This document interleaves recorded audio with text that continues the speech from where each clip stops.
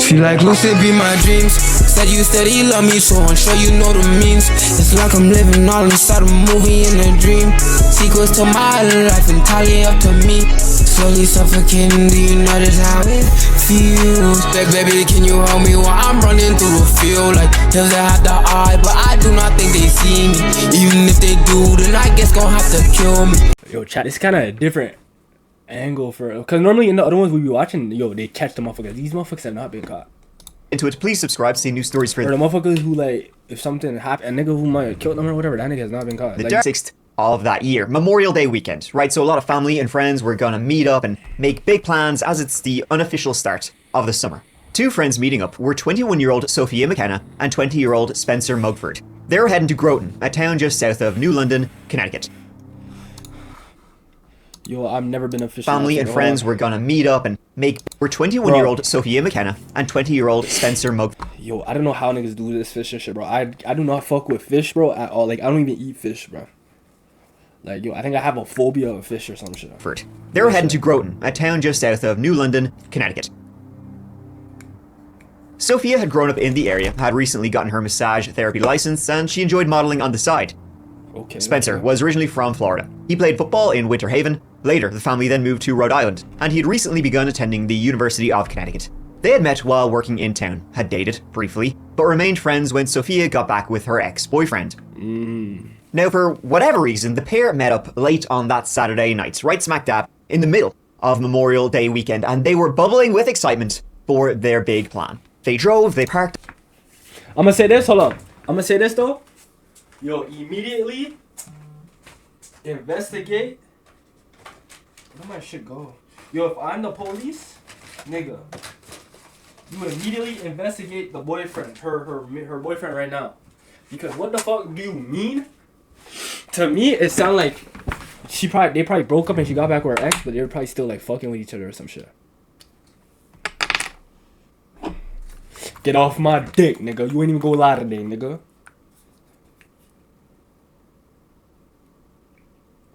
Like, tomorrow I'm going early live. I have to. But yeah, like, bro, if I'm the police, I'm immediately investigating her boyfriend, because how the fuck was the guy and the girl together, right? They break up and then she get with her ex, and then all of a sudden, but she's still linking with her. She get back with her other nigga, her ex, but then she linking the first nigga, her ex. Shut up, nigga. Up then at the University of To Connecticut. me, it sound like she was probably still fucking with her ex nigga while she's with the other guy. So if they both disappeared, her ex and her both disappear while linking up, bro, why would you not investigate the boyfriend? Maybe they did. And they were going to head out on the water that night. Growing up in the greater New London area, Sophia would have heard many times, no doubt, the story of the New London Ledge Lighthouse, which sits less than a mile off the coast. It was built in 1909 and doesn't really look much like a traditional lighthouse, really. More like a... Like, the lighthouse has been automated since 1987, though it's maintained by the local Maritime Society. No one is actually there full-time. It could be because it's automated, it could also be because it's haunted. Because of course it is. You got a New England lighthouse, I mean, it's... this is... Who wrote this horror story? Because I feel like I've heard it before. Unexplained noises, you know, doors would open for no reason. The foghorn, it would blare in the middle of the night without anybody pressing the foghorn button. Boats would become mysteriously untied. Legend says that the New London Ledge Lighthouse is haunted by the ghost of a man named Ernie, who jumped off the top of the lighthouse after his wife left him for another man. Now, regardless of ghost or no ghost, a lot of keepers who were based at the New London Ledge Lighthouse, they really... Yo, I'm not gonna lie, no matter how hard times get, I'm never offing myself over a girl, gang. I could understand why some niggas will do it though, because you have to remember, a lot of these motherfuckers, it's not like, oh, they just lost their girl. Like, some motherfuckers get married, and then divorced. The girl take half their shit, take the kids, take the car, take the house. Yo, at that point, you done lost everything in your fucking life. And sometimes it'd be the girl who cheated and shit. Or, like, sometimes you'll get divorced. Sometimes it'll be the girl, she just wants a divorce, or she cheated with the next nigga. Or like, imagine you work your whole life, you get a crib, you get a house. I mean, you get a house, you get a car, you have your kids, you have your family, and then one day your wife just say, fuck it, nigga, I'm done. Divorce you, take the kids, your car, your crib, and then after that, she move a new nigga in there. And how new niggas go. I ain't gonna lie, I see why niggas be crashing out. I see why, because that is ridiculous. And I don't feel like when it comes to divorces, niggas should be taking half of your shit. And bro, there's nothing you can really do. Niggas be saying, oh, get a prenup. Bro, you can really get a prenup waived off after a divorce easily. Like if the girl said she was under distress while signing it, like say for example, you tell your girl, yo, I'm not getting married to you unless you sign a prenup. Yo, after that, she could use that. So say you're in court, she could say, yeah, he made me, like, he told me if I don't sign it, we're not going to get married. They could say that she signed it under duress or distress, and then after, throw out the whole prenup. So you're not really even safe with a prenup. But even if you do have a prenup and you do get some of your shit still, bro, they can still go and take fucking, the FBI is watching you, buddy. Fuck no. Even if you do get away with the prenup and you get half your shit, my nigga, you're still gonna probably have to pay child support and alimony and shit. So either way, you are fucking cooked. Really did not enjoy it. Apparently it was shite. Shortly before it was automated, one of the last log entries by a keeper read, Rock of Slow Torture, Ernie's Domain, Hell on Earth. May New London Ledge's light shine on forever, because I'm true. I will watch it from afar while drinking a brew. So likely both Sophia and Spencer, knowing this story, they thought it'd be a great fun adventure this Memorial Day weekend to head out to a haunted lighthouse a mile offshore. You're 35 telling a nigga to look at his closet, nigga. Come out of yours. What are niggas talking about right now? It is 12 o'clock. At night it would be best, as it'd be trespassing to actually head out to this lighthouse. New London sits on the mouth of the Long Island Sound, and it stretches into the Block Island Sound. It's a wide stretch, where on the distant perch of Long Island sits Montauk, an area with heavy shipping traffic. Spencer himself worked on boats, was described as a strong swimmer, and so, though the idea of going out to sea at night is pretty perilous, he likely knew what he would be doing. However, the craft they set out in was a small 14... Again, gang, I'm gonna be pausing. I'm a pauser. Yo, listen. Gang. I don't fuck with water, nigga. I cannot swim, nigga. I'ma keep it a stack. I cannot swim. Turn your mic up. Nigga, the mic is already turned the fuck up. But yeah, that's the thing. I don't fuck with water. I don't fuck with no fucking going on no boat or none of that. I cannot swim. I'm not playing with no lake. I'm not playing with no ocean. Fuck that. Cause too much shit can go wrong on the ocean, my nigga. I ain't gonna lie. I feel like drowning. I feel like, say you're in a plane crash, is different. You just get in a plane crash, you're dead. You feel me? I feel like drowning is a way worse way to go, bruh. I do not fuck with the water, nigga. I cannot swim. None of that shit. I don't know how niggas get solace in like going in boats and shit and all of that. Like, even if I'm on a yacht party, I feel like I'd be paranoid, bruh. Like, I'm gonna be in that bitch with a life jacket. I don't care. I'm walking around the party with no life jacket. Foot boat, and they didn't have a mast. Because if that big go down, I am cooked. So Spencer was paddling for the boat out into the cold, pitch dark waters after having a few beers and a joint. See what I'm saying? Like, that's crazy as hell. Pitch black, you're paddling, and you're fucking faded and high. I cannot do that, nigga. I would be... Bro, I'm not even doing that sober. What happened next, though, is what takes this story from, campfire spookiness into real horror and a mystery. Yo, we're out here in the fucking ocean. With us, that is the land. Like, we still have to get to there. Wait, where? Oh, we're almost there. Okay. Just before 2 a.m., Sophia posted this Snapchat video on Spencer's phone. Fuck no. It appears Sophia had left her own phone back in the car at the Avery Point campus. Then, not long after, Spencer again on Snapchat took this photo of Sophia. They had made it to the lighthouse. And from the picture, looks like they were excited, adrenaline going, having a great time. But after that, everything went dark. The following morning was Spencer's younger brother's high school graduation in Rhode Island. And Spencer was a no-show to that. Family were looking for him, they were calling him. They went to Spencer's apartment in Rhode Island. No, he was not there. It appeared he had not come home. That same Sunday morning, Sophia had actually made plans to go shopping with her boyfriend. He was waiting and waiting and waiting. He was calling her. Phone. I'm gonna make a quick prediction. I think they probably tried to paddle back and the boat fell. I feel like they fell over. I feel like the boat tipped over. They probably drowned or some shit. Was ringing out, no answer, going straight to voicemail. He then called Sophia's mother, Michelle. She hadn't heard from Sophia at all. That's when she looked at her own phone and saw that in the middle of the night, she had 7 missed calls from a number she did not know. She called the number, and when the voice came on to please leave a message, she recognized the voice was Spencer's. Shorty was probably calling her off of Spencer's phone. Spencer and Sophia were both reported missing at around 5 p.m. that very day, and upon learning of the Snapchat videos and the Snapchat pictures that had been sent out, they had a pretty good idea of what happened. So immediately, search and rescue goes to the New London Ledge lighthouse to see, are they there? What the hell happened? Had they been trapped out on the lighthouse, 3/4 of a mile offshore? However, when authorities arrived, there was absolutely no sign of them. The only thing they found was Spencer's Yukon t-shirt. That was the same shirt he'd been wearing in the video. But when they found his shirt, it was tied around a cleat at the lighthouse. Likely, he had used his own shirt to secure the boat to the lighthouse. But now there was no boat, no Spencer, and no Sophia in sight. What the Search continues fuck? today for 2 missing kayakers in Groton. Authorities say 21-year-old Spencer. What do y'all niggas think happened? I think he tried to tie the shit with his shirt. The boat got loose. He probably jumped in to try and go and get the boat. Both of them probably tried to jump to go get the boat, and they fucking drowned or some shit.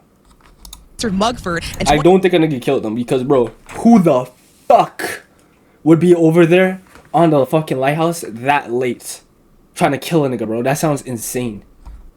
20-year-old Sophia McKenna were paddleboarding near Avery Point in Groton around 2 a.m. Sunday morning and haven't been seen since. The following afternoon, the boat was sighted. It was found near Truman's Beach, upturned, with a broken paddle, on the north shore of Long Island. So what became of the 2 missing?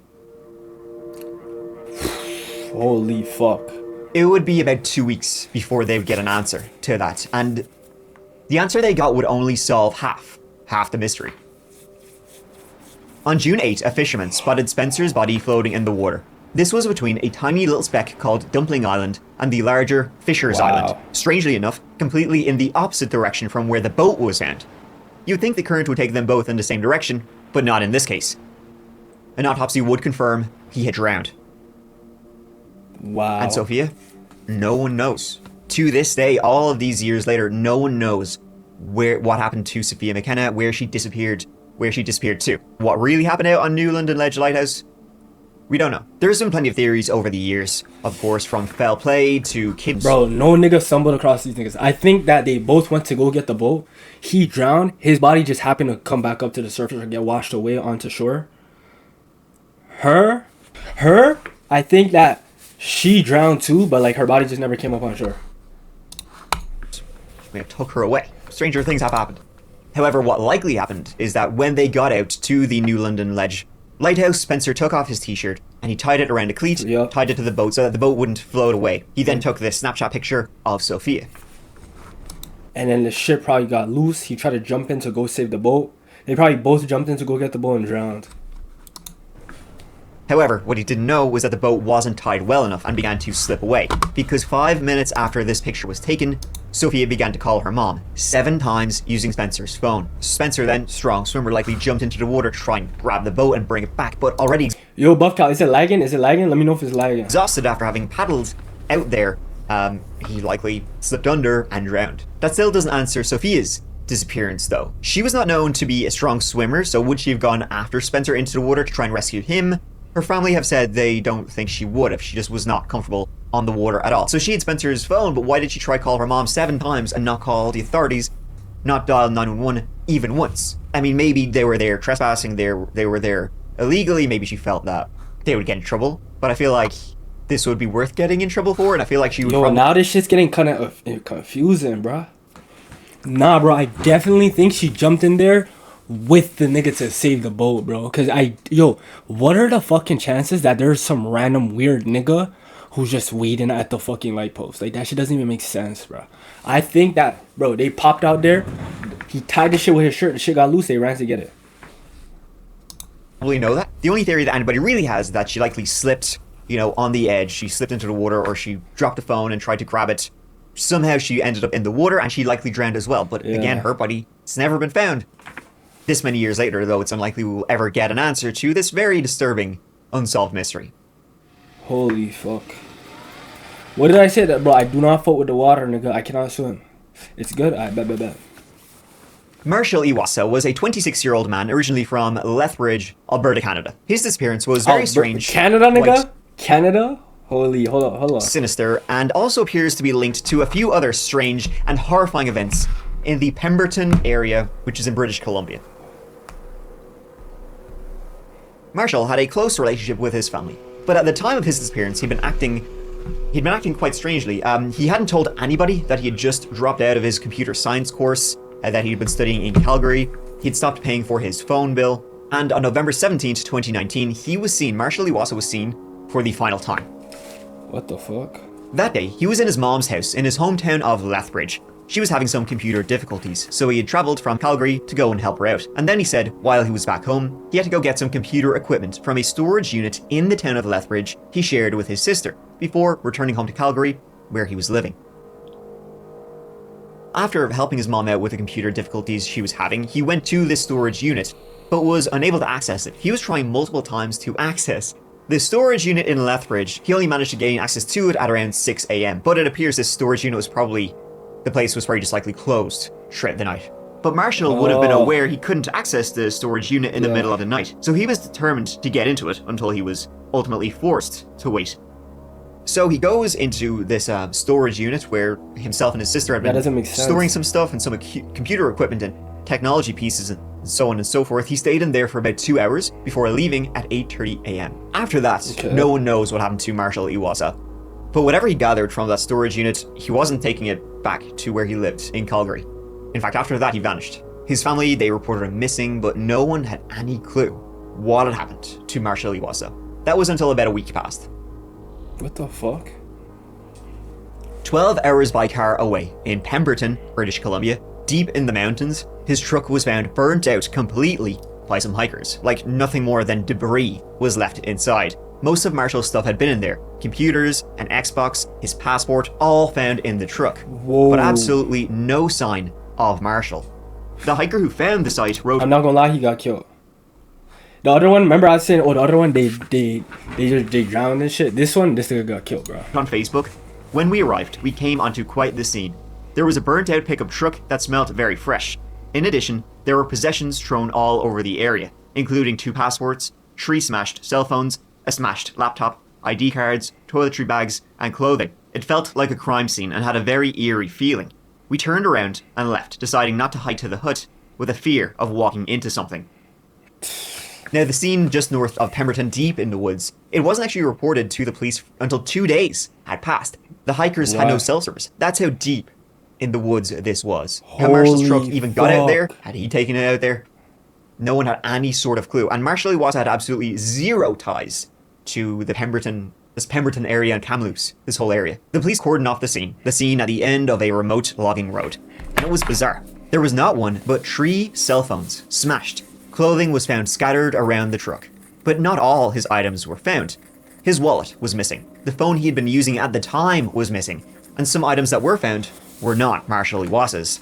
And Marshall would have had to have filled his truck up with gas to get from Lethbridge to Pemberton. Yeah. But after he left the Lethbridge area, there's no indication he did so. In fact, there were no financial transactions at all. So who did? Who did fill up his truck and who did possibly get it here? The multiple phones and the computers and stuff like that. Yo, I think a nigga definitely killed him, robbed him, and then drove all the way out there to dispose of his body. Because, like, how far it was, is it took the hikers who were on foot 2 days to get back to call the police. So, like, gang, that motherfucker went deep into the fucking woods to hide that shit. So then he definitely got, like, killed. They took the body out there, dumped it, burnt up the car, stole his money, stole his wallet, and all type of shit like that. Smashed up the phones so there was no evidence. Realistically, they should have, like, took the phones with them and dashed them in the water or something, but I'm assuming that they mashed up the phones and then lit it on fire, thinking that, yo, the phone will be just fucked up. We can imagine was maybe taken from the storage unit where him and his sister would store old, computer bits and phones and stuff that they weren't using anymore. But why he had taken it here, if he had indeed taken it and then destroyed it all, was a eerie mystery. This hammer was clearly picked up and moved. We have a Marshall Iwasa's brother-in-law, Dawson Fogan, points out areas of particular interest in 2 photographs. These are pictures taken by the hikers who first found Marshall's burnt-out truck in the backcountry near Pemberton, BC on November 23rd. But according to Fogan, there are differences in the photos the hikers took when compared to the photos RCMP took just 2 days later. Even weirder was that when comparing photos the hikers took when they initially found Marshall's truck to official crime scene ones the police took You gonna speak like that and something's gonna happen to you, watch. 2 days later, the scene had clearly Don't be putting that energy out there. in between. A huge search of the area was done, but no sign of Marshall was found. No trace whatsoever. The dogs couldn't find a thing, and in the endless surrounding forests, there were no leads. But it was surely a case of foul play. The cause of the fire of Marshall's truck, it was soon determined to be arson. So somebody had set that truck on fire deliberately. Yeah. Was it Marshall though? Or no? And if somebody had set this truck on fire deliberately, they must have, had another vehicle to escape on, because this was the deep, dark depths of the Canadian wilderness. Marshall Iwasa has never been found, but what's strange is that a number of other men have had some horrifying fates in this area, an area known as the Kamloops Triangle. For example, another disappearance allegedly connected to whatever happened to Marshall Iwasa was the disappearance of Daniel Ryuk, who also disappeared in the same area at the same time. What the fuck?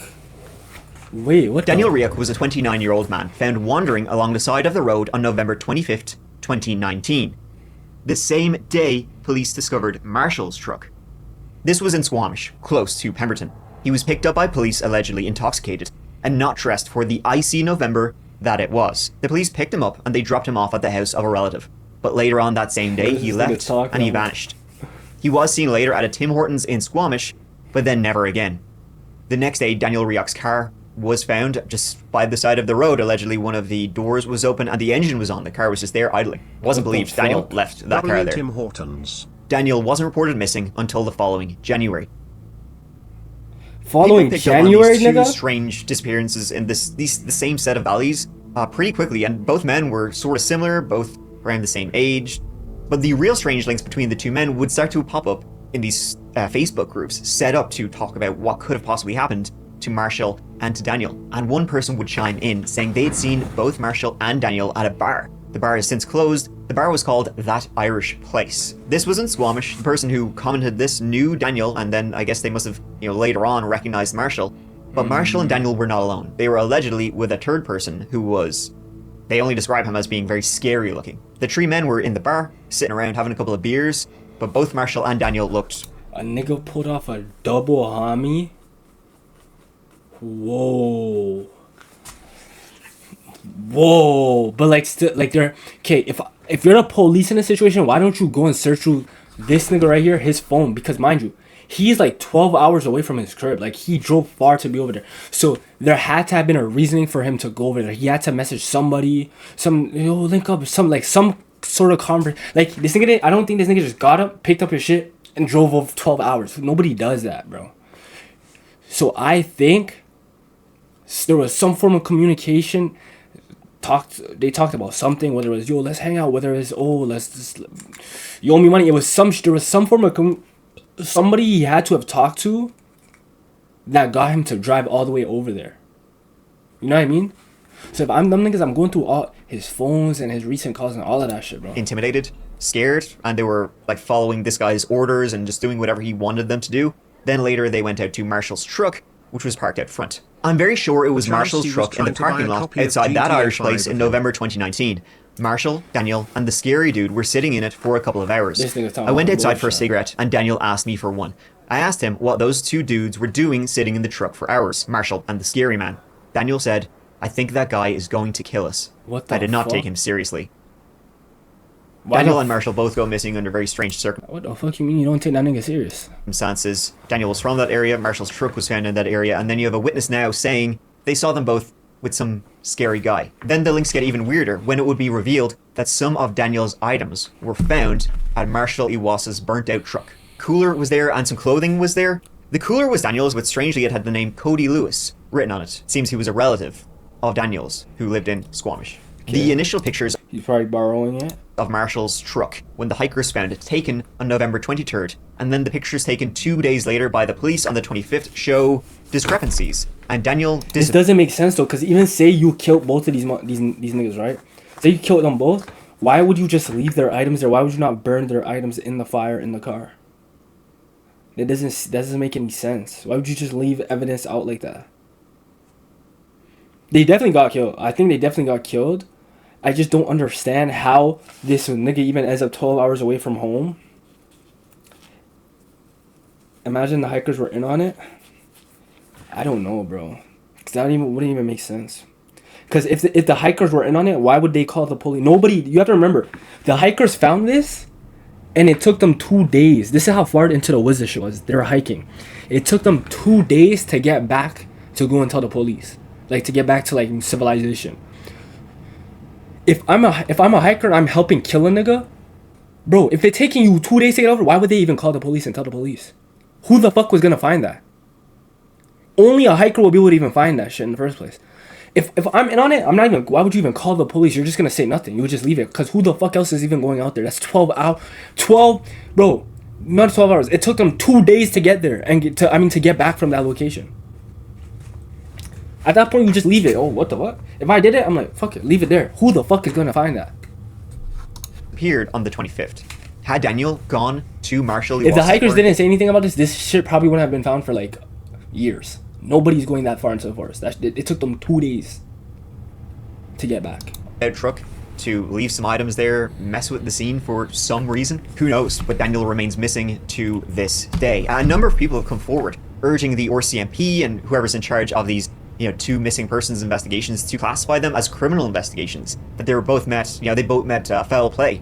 Police have refused. And like my nigga, if they said that this nigga was in the bar with a scary looking man, you mean to and the nigga said, I think this nigga's gonna kill me. You mean to tell me not one of you niggas ever went to his cell phone carrier and pulled his call logs?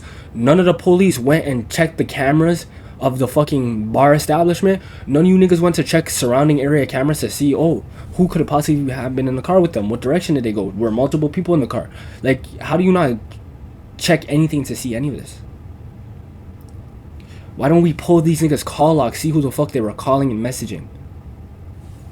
I don't understand that. To change the classification from missing, though, to foul play. Allegedly, they won't change. Bro, even if the phones are destroyed, if this phone breaks right now, if my phone fucking breaks right now, bro, they can still go to my carrier and then go and see my call logs and my messages. They don't need your phone to see that shit.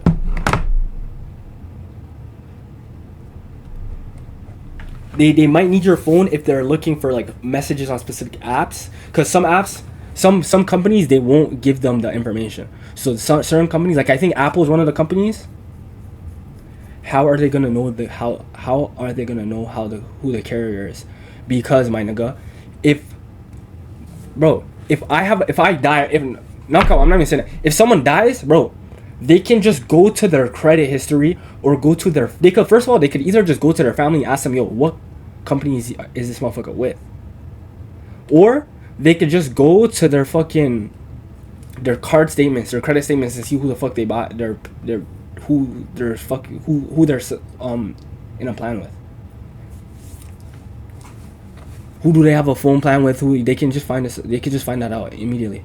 The one nigga though, I think they did say he stopped paying for his phone bill, but the other nigga probably does have a phone. They could definitely go and check, who is he contacting? This other nigga who's missing, they could definitely go into his accounts, whether it's Instagram, whether it's Snapchat, and get information. Who is this nigga messaging? Who's he talking to? Shit like that. Like, there's ways for them to find that shit. There's no way I don't know. Change the classification of these two cases because that would require them to put in actual resources into finding these two men, and they're not trying to do that. Simply don't really want to do that. But that's not the only string. Most companies, bro, if the police come with a signed warrant and say, nigga, we need to get this information for a missing persons case, they're giving their shit up. The only company that doesn't really do that I know of is Apple. And even then, Apple, these Apple niggas, he definitely was involved with some shady people because of the shady activity prior to the missing. Exactly, that's what I'm thinking. I'm thinking he owed a nigga money, bro.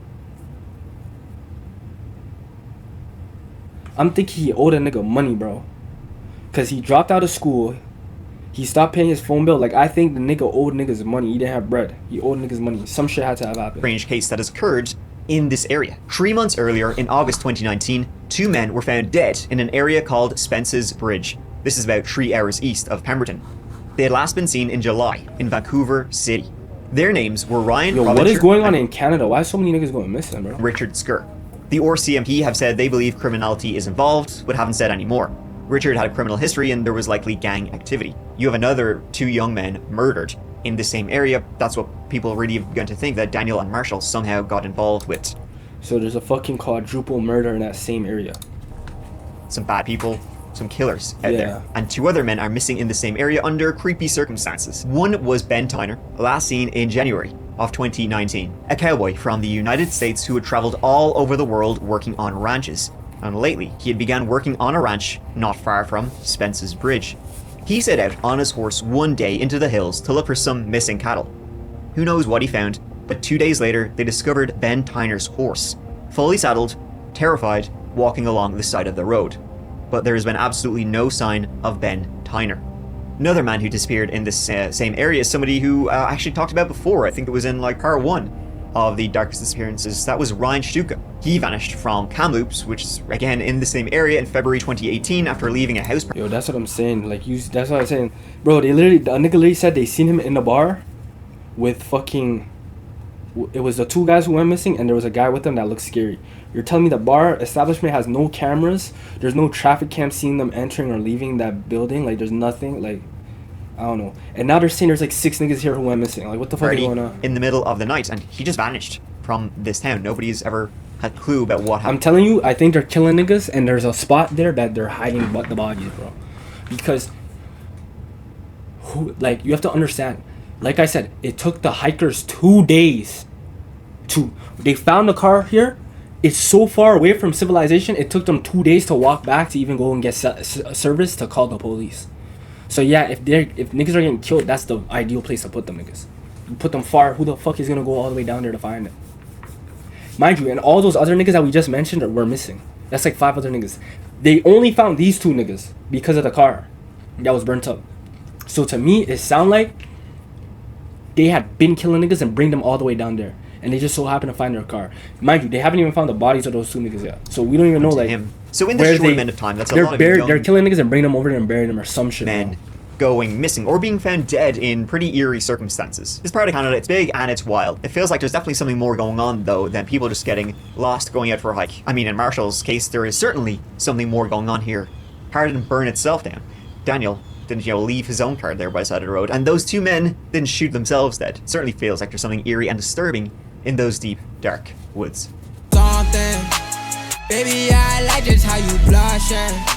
And maybe we could bust it at the function. Turn nothing to something. Wish you could just see the horrors of my life, my upbringing.